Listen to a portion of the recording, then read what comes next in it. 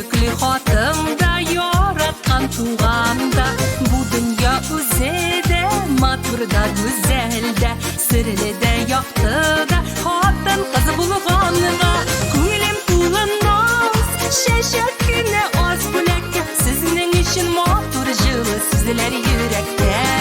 Ел елмайып тұрсын үшін, ел кәйіфлі болсын үшін, яратсындар ғына сізді яратсындар.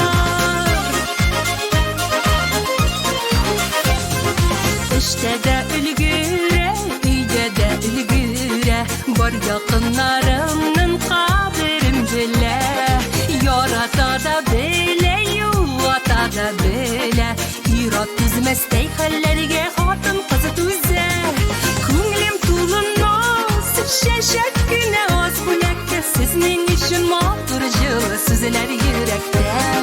Gel yılmayıp dursun için, gel keyifli bulsun için, yaratsınlar gına sizni yaratsınlar.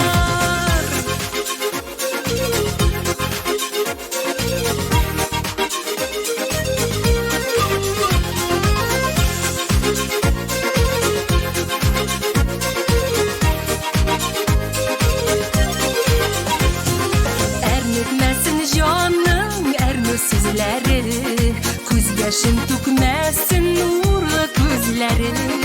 Kadir hürmet bulsun yazmışның dileklevi, turmuşlarga aşsın